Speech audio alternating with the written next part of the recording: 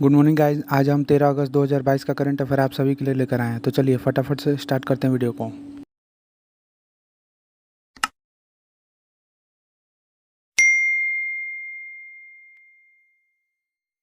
तो दोस्तों, आज का हमारा पहला प्रश्न है, किस देश में जानवरों से इंसान में फैलने वाला नोवेल लैंगिया हेनिवायरस नामक खतरनाक वायरस पाया गया है? इसका सही जवाब है ऑप्शन सी, चाइना।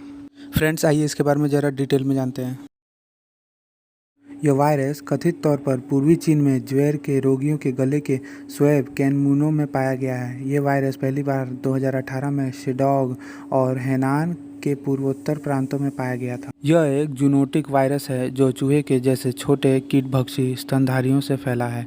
यह पैरामाइक्सोविरिड परिवार से संबंधित है। इसी परिवार से निपाह और हेंड्रा वायरस भी संबंधित है। आज का हमारा दूसरा प्रश्न है, क्रिप्टो करेंसी के इस्तेमाल में कौन सा देश आगे है? फ्रेंड्स, इसका सही जवाब है ऑप्शन है यूक्रेन। फ्रेंड्स, आइए इसके बारे में ज़रा डिटेल में जानते हैं।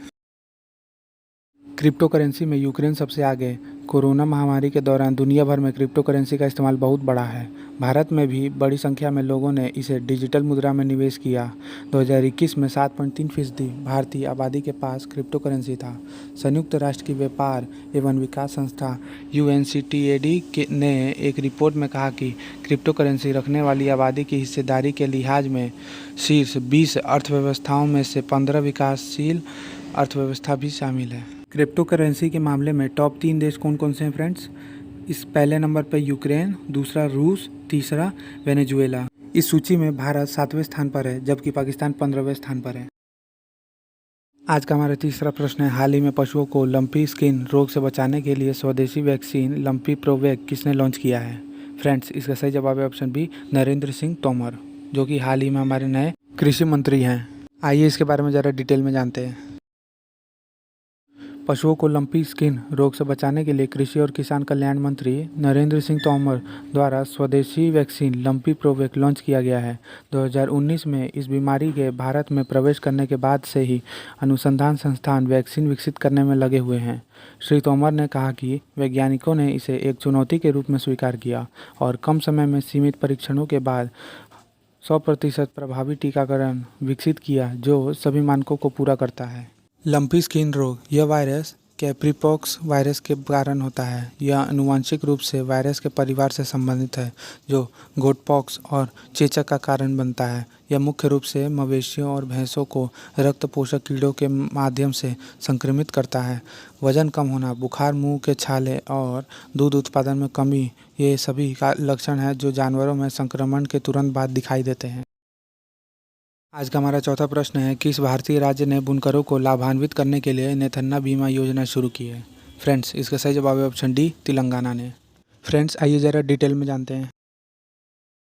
तेलंगाना के मुख्यमंत्री के चंद्रशेखर राव ने बुनकरों के लिए नेतन्ना बीमा योजना की शुरुआत की। यह देश में बुनकरों के लिए अपनी तरह की अनूठी योजना है और इस बीमा योजना से लगभग 80,000 बुनकरों के परिवार लाभान्वित होंगे। यह योजना पात्र लाभार्थी की दुर्भाग्यपूर्ण मृत्यु के मामले में बुनकरों के परिवार को 5 लाख का बीमा कवर प्रदान करेगी। यह हथकरघा और बिजली करघा बुनकरों के परिवारों को वित्तीय आश्वासन प्रदान करेगा। आज का हमारा पांचवा प्रश्न है, विश्व भर में प्रतिवर्ष अंतर्राष्ट्रीय युवा दिवस कब मनाया जाता है? फ्रेंड्स, इसका सही जवाब है ऑप्शन सी, 12 अगस्त को। आइए इसके बारे में ज़रा डिटेल में जानते हैं। अंतर्राष्ट्रीय दिवस सबसे पहली बार 12 अगस्त 2000 में मनाया गया। अंतर्राष्ट्रीय स्तर पर युवा दिवस मनाने की शुरुआत करने का उद्देश्य सामाजिक, आर्थिक और राजनीतिक के मुद्दों पर युवाओं की भागीदारी और उनकी भूमिका पर चर्चा करना है। युवाओं को समाज के कई मुद्दों पर आगे लाने के लिए प्रोत्साहित करने के लिए इस दिन को मनाया जाता है। आज का हमारा छठा प्रश्न है, हाल ही में कैबिनेट ने भारत और किस देश के बीच ऑडियो विजुअल सह प्रोडक्शन संधि को मंजूरी दी? फ्रेंड्स, इसका सही जवाब है ऑप्शन है ऑस्ट्रेलिया को। फ्रेंड्स, आइए ज़रा डिटेल में जानते हैं। कैबिनेट ने भारत और ऑस्ट्रेलिया के बीच ऑडियो विजुअल सह प्रोडक्शन संधि को मंजूरी दी। यह समझौता कला और संस्कृति के आदान प्रदान को बढ़ावा देगा और भारत और ऑस्ट्रेलिया के बीच संबंधों को मजबूत करेगा। अब तक भारत ने विदेशों के साथ 15 ऑडियो विजुअल सह प्रोडक्शन संधियों पर हस्ताक्षर किए हैं। यह समझौता व्यावसायिक, अर्ध सार्वजनिक या सरकारी संगठनों को फिल्मों के निर्माण में सहयोग करने की अनुमति देंगे। आज का हमारा सातवां प्रश्न है, 2022 ब्रिक्स खेलों में कौन सा खेल नहीं होगा? फ्रेंड्स, इसका सही जवाब है ऑप्शन डी, ताइक्वांडो। 2022 ब्रिक्स खेलों में केवल 3 प्रतिस्पर्धी कार्यक्रम होंगे, जैसे कि ब्रेक डांसिंग, शतरंज और वुशु। आज का हमारा 8वां प्रश्न है, आज़ादी के 75 साल पूरे होने पर किसने इंडिया की उड़ान लॉन्च किया है? फ्रेंड्स, इसका सही जवाब ऑप्शन सी, गूगल। फ्रेंड्स, आइए जरा इसके बारे में डिटेल में जानते हैं। गूगल ने भारत की आज़ादी के 75 साल के सफ़र में हासिल की गई अहम उपलब्धियों को समेटते हुए एक ऑनलाइन परियोजना शुरू की है, जिसमें समृद्ध अभिलेखागार और कलात्मक चित्रण के जरिए देश की कहानी बयां की गई है। महत्व भारत की उड़ान का। देश भर में आज़ादी की 75वीं वर्षगांठ के जश्न के तौर पर गूगल ने सरकार के 1 साल तक चलने वाले आज़ादी का अमृत महोत्सव कार्यक्रम का समर्थन करने के लिए सूचनात्मक ऑनलाइन सामग्री तक पहुंच बढ़ाने और 1947 के बाद से भारत की प्रगति और भारतीयों के योगदान को दिखाने के वास्ते संस्कृति मंत्रालय के साथ सहयोग किया है। कुछ महत्वपूर्ण तथ्य हैं। गूगल सीईओ कौन है? सुंदर पिचाई। गूगल की स्थापना 4 सितंबर 1998 को हुई।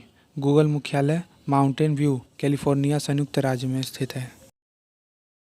आज का हमारा 9वां प्रश्न है, कॉमनवेल्थ गेम्स 2022 में सबसे ज़्यादा पदक जीतने वाली खिलाड़ी एम्मा मॉककेन किस देश से संबंधित है? फ्रेंड्स, इसका सही जवाब है ऑप्शन बी, ऑस्ट्रेलिया। ऑस्ट्रेलिया की 28 वर्षीय तैराक एम्मा मैककेन ने राष्ट्रमंडल खेलों 2022 में एक अनूठा रिकॉर्ड बनाया है, क्योंकि उसने 2022 राष्ट्रमंडल खेलों में 56 देशों से अधिक पदक जीते हैं। उन्होंने राष्ट्रमंडल खेलों में तैराकी में विभिन्न स्पर्धाओं में 1 कांस्य, 1 रजत और 6 स्वर्ण पदक जीते।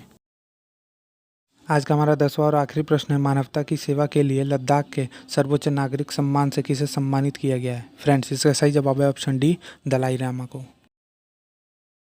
इन्हें यह पुरस्कार लद्दाख स्वायत्त पहाड़ी विकास परिषद द्वारा मानवता और उनके लद्दाख के प्रति अपार योगदान के लिए प्रदान किया गया है। तो फ्रेंड्स, आशा करता हूँ कि आपको हमारे द्वारा दी गई जानकारी अच्छी लगी हो। हमारे वीडियो को लाइक और चैनल को सब्सक्राइब करना ना भूलें। धन्यवाद।